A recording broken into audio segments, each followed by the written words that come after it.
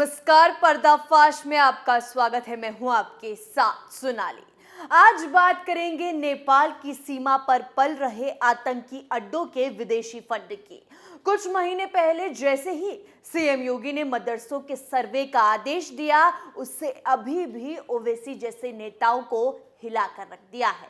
CM योगी के मदरसों पर आदेश से यूपी की सियासत में बवाल खड़ा हो गया था, लेकिन सर्वे की रिपोर्ट में ऐसी ऐसी बातें सामने आई जिससे योगी सरकार एक बार फिर सवालों के जवाब ढूंढ रही है। और इसी के चलते योगी सरकार ने नेपाल सीमा पर मदरसों की फंडिंग का पता लगाने के आदेश दिए हैं।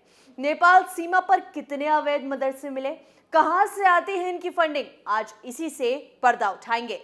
यूपी में मदरसों के सर्वे के बाद योगी सरकार ने नेपाल सीमा से सटे जिलों सिद्धार्थनगर, बहराइच, श्रावस्ती, बलरामपुर, महाराजगंज में मदरसों की फंडिंग की जांच का आदेश दिया है।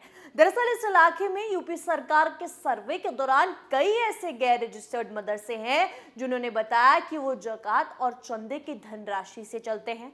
वहीं सर्वे टीमों ने पाया कि ये इलाके पिछड़े हुए हैं और यहाँ के लोग ज़कात और चंदे में इतनी धनराशि नहीं दे सकते। यही नहीं, आदेश दिया गया कि ऐसे मदरसों की एक बार फिर जांच की जाए ताकि पता चल सके कि उन्हें फंडिंग कहां से मिल रही है। रिपोर्ट के मुताबिक अल्पसंख्यक कल्याण मंत्री धर्मपाल सिंह ने कहा कि इन मदरसों में ये नहीं बताया गया कि ज़कात और चंदों की राशि दे कौन रहा है।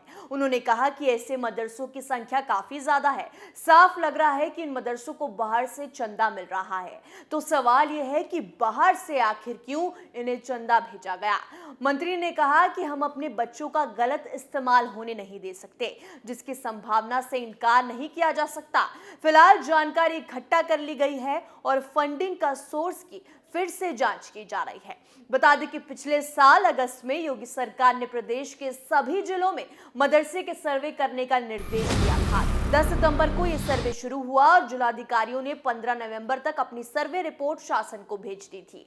2 महीने चले सर्वे में 8 से ज्यादा ऐसे जो मदरसे मिले हैं वो गैर मान्यता प्राप्त थे, यानी उत्तर प्रदेश के मदरसा एजुकेशन बोर्ड से संबंधित नहीं थे। इसमें मुरादाबाद में सबसे ज्यादा 550, सिद्धार्थनगर में 525 और बहराइच में 500 मदरसे मिले थे। जानकारी के अनुसार उत्तर प्रदेश में करीब 25,000 मदरसे हैं। इन गैर मान्यता प्राप्त मदरसों में प्रमुख रूप से 3 कैटेगरी सामने आई है। पहली कैटेगरी में ऐसे मदरसे हैं जो सारे मानक पूरे करते हैं, लेकिन उनका प्रबंधन मदरसा बोर्ड से संबंधित नहीं होना चाहता।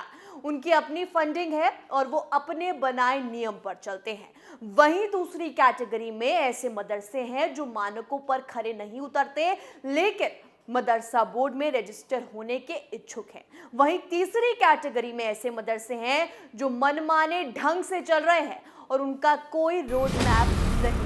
अल्पसंख्यक कल्याण मंत्री धर्मपाल सिंह ने पिछले दिनों मदरसा परिषद के अध्यक्ष और सदस्यों के साथ बैठक में कहा था कि मदरसे के छात्र छात्राओं के हितों को ध्यान में रखते हुए मदरसा शिक्षा परिषद का सिलेबस, टाइमिंग, छुट्टी और एग्जाम प्रोसेस का काम नियम अनुसार किया जाए। इस बात का खास ध्यान रखा जाए कि मदरसा बोर्ड की तरफ से बेसिक शिक्षा परिषद के नियमों के आधार पर ही काम किया जाए। राज्य सरकार का लक्ष्य है कि अल्पसंख्यक वर्ग के छात्र छात्राओं शिक्षा के क्षेत्र में श्रेष्ठता की ओर बढ़े। पढ़ाई में बेहतर प्रदर्शन करने वालों को अवॉर्डेड किया जाए, जिससे साथ में पढ़ने वाले अन्य बच्चों को मोटिवेशन मिलेगा।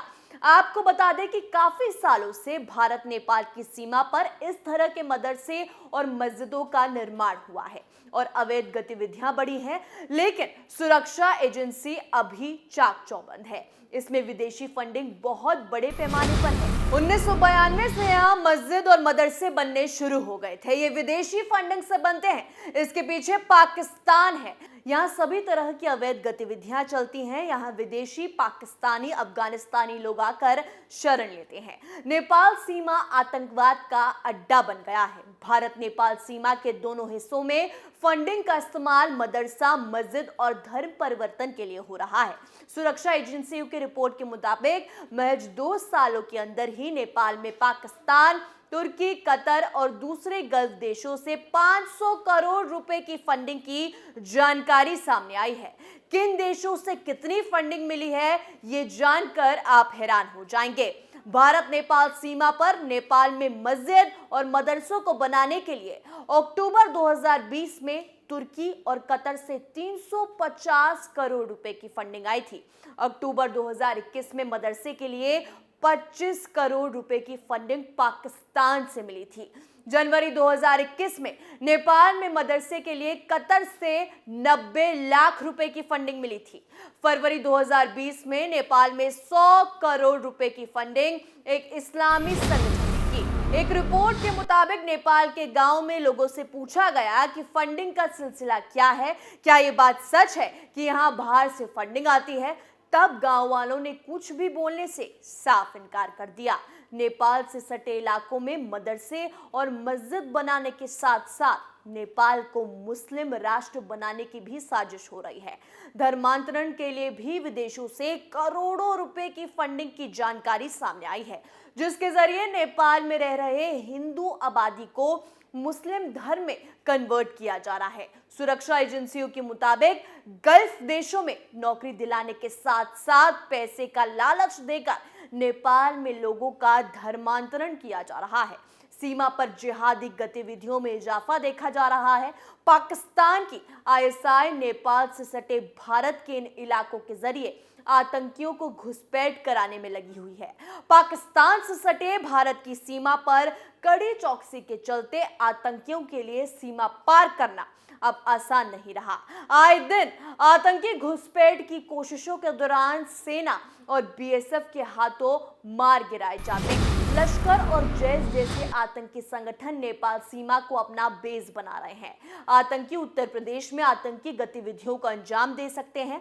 पिछले साल ही गोरखनाथ मंदिर पर भी ऐसे ही एक हमले की साजिश को सुरक्षा एजेंसियों ने नाकाम किया था। यानी कि अब नेपाल सीमा दिन पर दिन और भी सेंसिटिव होती जा रही है। मदरसों की विदेशी फंडिंग, आतंक का अड्डा, पाकिस्तान से फंडिंग, धर्मांतरण का रैकेट खुलेआम नेपाल की सीमा पर चल रहा है। ऐसे में योगी सरकार के आदेश से वहां के मौलवी मौलाना घबरा गए हैं। उन्हें डर है कि योगी का बुलडोजर नेपाल न पहुंच जाए, क्योंकि इतने सालों से मदरसों को आतंक का अड्डा बना रहे इन लोगों को पापों का घड़ा अब भर चुका है। शायद अगर योगी सरकार ने मदरसों के सर्वे का आदेश नहीं दिया होता तो आज भी नेपाल सीमा पर आतंकी पलते रहते और कभी भी सच बाहर नहीं आ पाता। पर्दाफाश में आज के लिए इतना ही। देखते रहिए कैपिटल टीवी। नमस्कार।